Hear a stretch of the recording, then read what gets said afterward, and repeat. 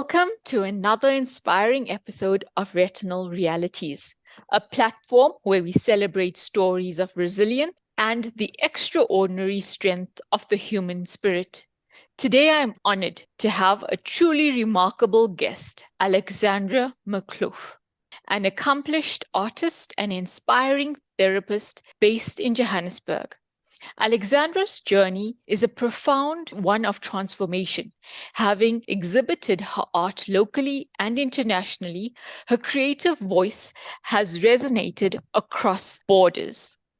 But it was after experiencing significant vision loss during her adulthood that she embarked on a courageous new path, turning her focus into the field of psychology. With unwavering dedication, she completed her honors degree with a distinction at the University of Wits. She has an interesting work space within the intersect of mental health and disability. She currently volunteers as a counselor with the South African Depression and Anxiety Group. And recently, and very excitingly, she has launched her own online mental health support group for people living with disabilities. So, Alexandra, welcome to this conversation, and I'm really looking forward to just chatting and asking you a few questions.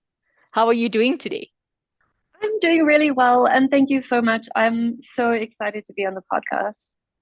Oh, thank you for making the time. So we'll just kick off with a few questions and you can take us through your journey.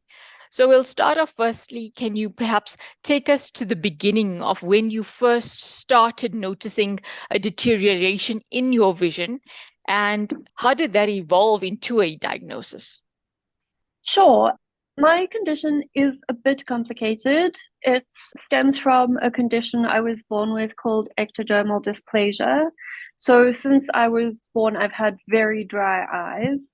And this has over the years led to damage of the surface of my eyes and photophobia. So, my eyes are very sensitive to light and have always been.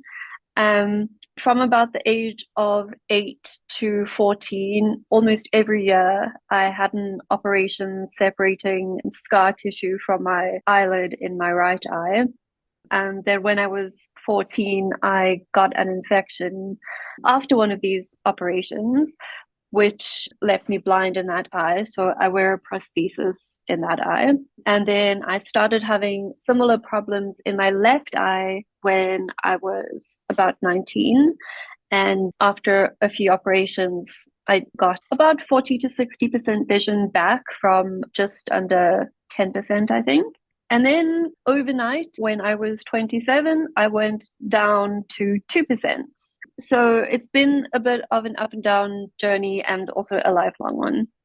I can imagine that must have been a really difficult journey to go through. And of course, being a young adult, already you're going through emotional turmoil in other areas of your life. So, this condition that you've described is very complex and comes with a lot of other ancillary conditions. Having lived through this and still, of course, living through it, what has this condition taught you about your body and mind and how the body overcomes certain things with the mind? Yeah, that's a complex question. It's something that I will have to keep on learning about as things change, as I grow. I've learned to kind of be in my body, if that makes sense.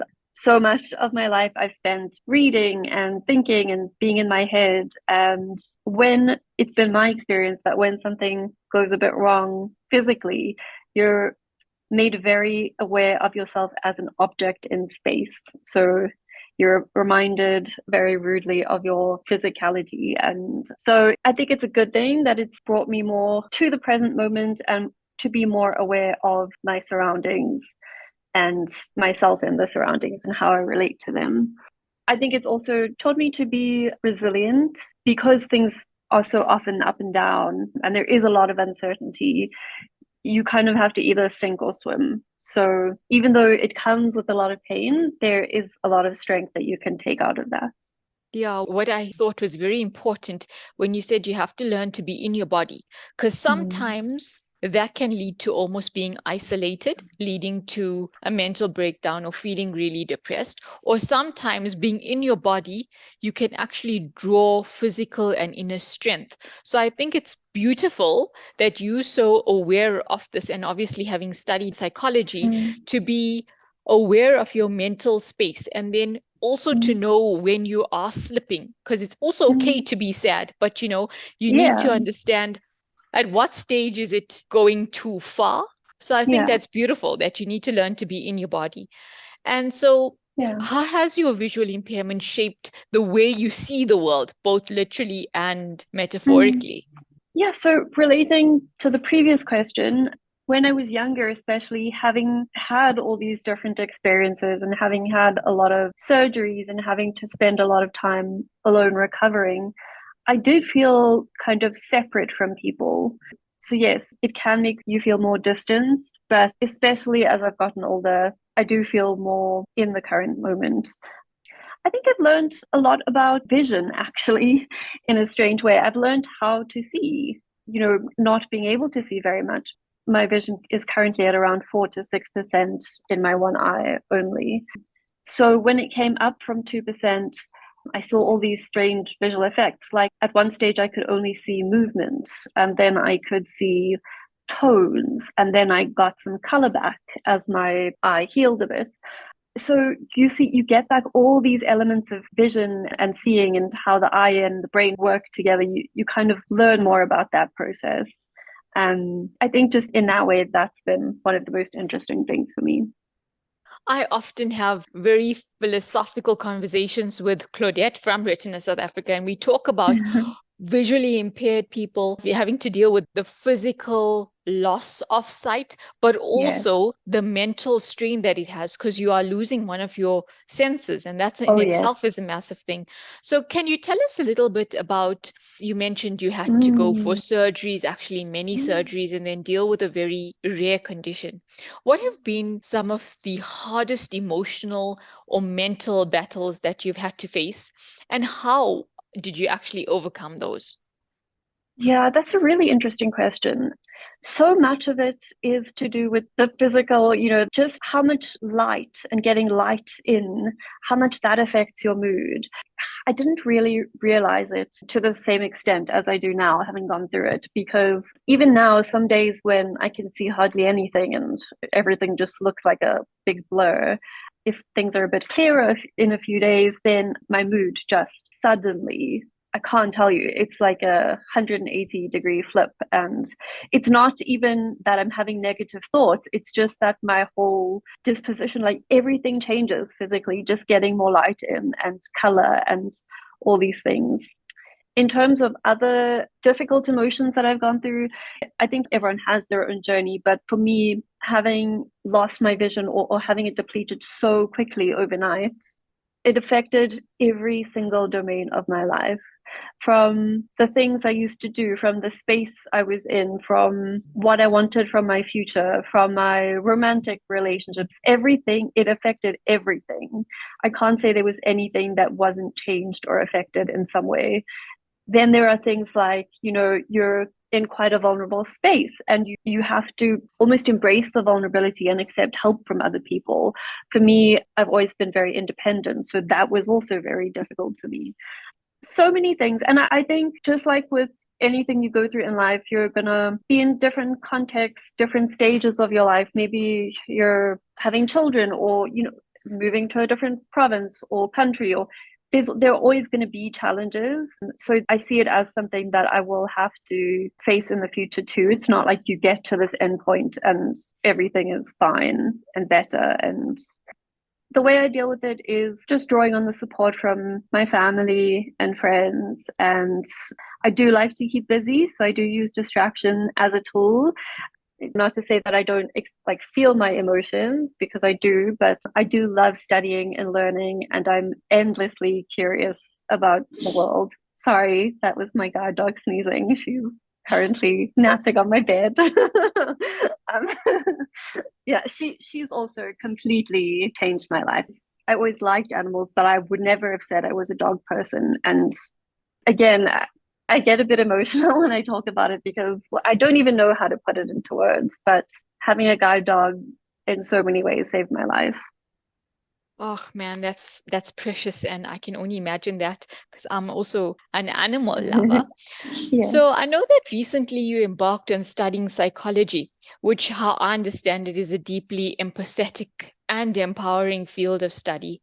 What drew you to studying this particular subject matter, and what role do you believe psychology can play in the lives of people living with a disability?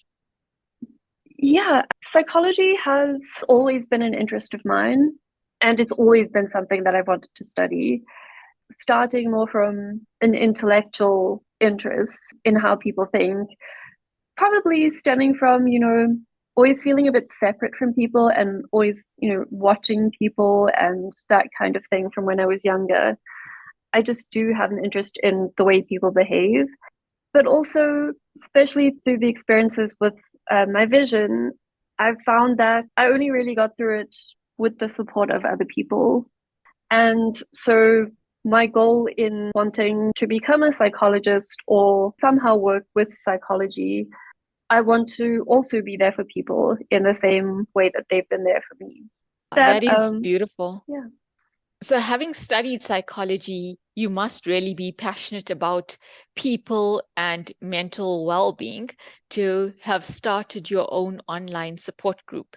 Can you tell us a bit about that, your journey towards starting it, and your passion to uplift others, especially those with a disability?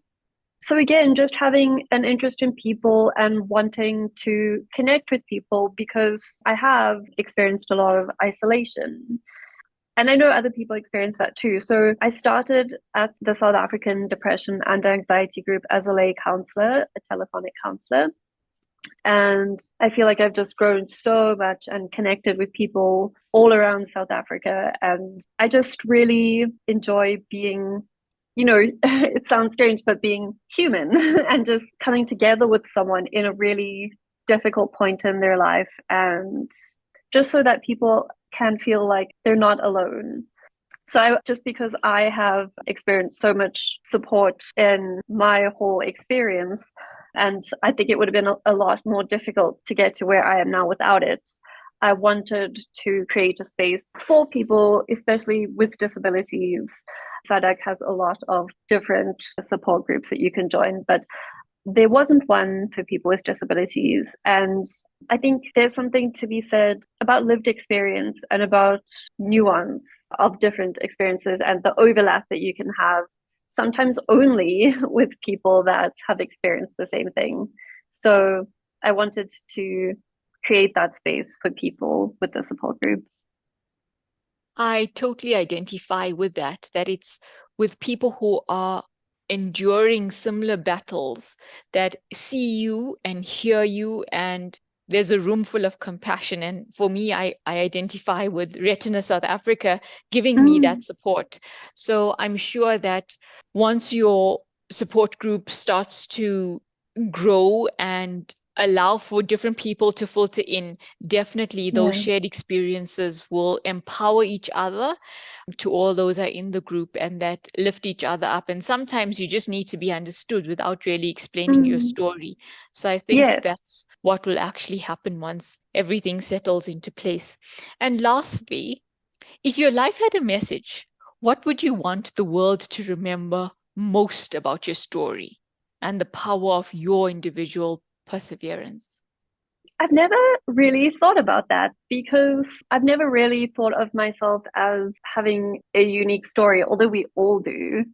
I think what I would want to share with people is that people go through ups and downs in their lives, whatever it is, whether it's to do with vision loss or disability or any other kind of loss. And it's something that you might have to carry with you for the rest of your life, but it won't always be hard.